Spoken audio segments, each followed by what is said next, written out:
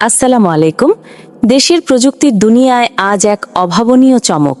চট্টগ্রামের এক প্রত্যন্ত গ্রাম থেকে উঠে আসা এক যুবকের গল্প এখন সবার মুখে মুখে। সাধারণ এক যুবক, কিন্তু তার উদ্ভাবন একদম অসাধারণ। যে ধরনের আধুনিক প্রযুক্তি সাধারণত আমরা উন্নত বিশ্বের দেশগুলোতে দেখে থাকি, ঠিক তেমনই এক অবিশ্বাস্য উদ্ভাবন নিজের হাতেই তৈরি করে সবাইকে তাক লাগিয়ে দিয়েছেন এই তরুণ। তবে এই সাফল্য নিয়ে চারদিকে যেমন প্রশংসা, তেমনি দানা বেঁধেছে রহস্য। অনেকেই বিস্ময় প্রকাশ করছেন এই ভেবে যে ঠিক কিভাবে কোনো প্রাতিষ্ঠানিক উচ্চশিক্ষা বা বড় গবেষণাগার ছাড়াই এমন কাজ সম্ভব হলো। জানিয়েছেন তার সাফল্যের নেপথ্যের সেই না বলা সংগ্রাম আর জীবন বদলে যাওয়ার রোমাঞ্চকর গল্প। চলুন সরাসরি শুনে আসি সেই স্বপ্নজয়ী তরুণের মুখ থেকেই। সোশ্যাল মিডিয়া থেকে শুরু করে চারদিকে এখন আপনার এই কাজটি নিয়ে ব্যাপক আলোচনা হচ্ছে। আমি সরাসরি আপনার কাছে জানতে চাই, আসলে ঠিক কী উদ্দেশ্যে আপনি এই প্রজেক্টটি তৈরি করেছেন? এর পেছনে মূল লক্ষ্যটা কি? আপনি কি কেবল বিনোদনের জন্য এটি করেছেন, নাকি এর পেছনে বৃহত্তর কোনো সামাজিক বার্তা বা উদ্দেশ্য লুকিয়ে আছে?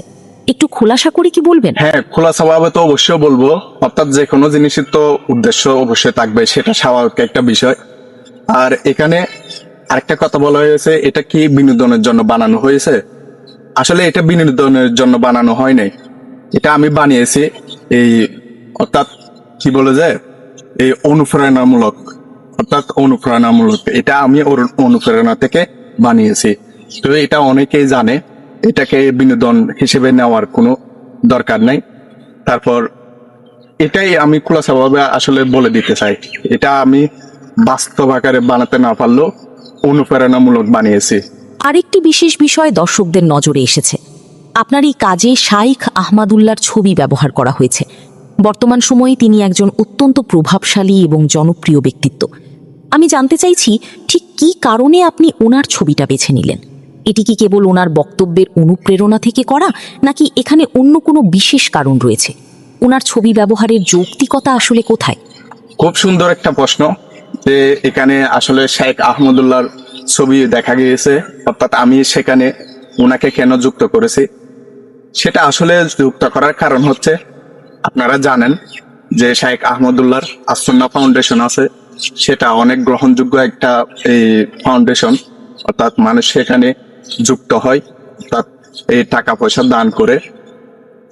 টাকা পয়সা দান করার জন্য নিরাপদ একটা ফাউন্ডেশন হচ্ছে আসন্না ফাউন্ডেশন।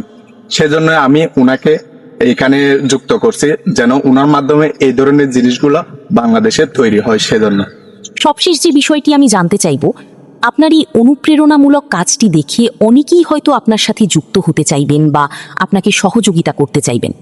যদি কেউ আপনাকে সাপোর্ট করতে চায় বা এই প্রজেক্টটিকে আরও এগিয়ে নিতে আপনার পাশে দাঁড়াতে চায়, তবে তারা আপনার সাথে যোগাযোগ করবে কিভাবে? সহযোগিতার মাধ্যম বা প্রক্রিয়াটি আসলে কি? আসলে আমার যোগাযোগের ঠিকানা 01824520034। এটাই হচ্ছে আমার সব ঠিকানা। আপনি যেটাই ধরে নেন সেটাই হচ্ছে এই নাম্বার। যেখানে চাইবেন সেখানেই আমার এই নাম্বারটা ইউজ করি আমি। তো এটাই হচ্ছে আমার সব ঠিকানা।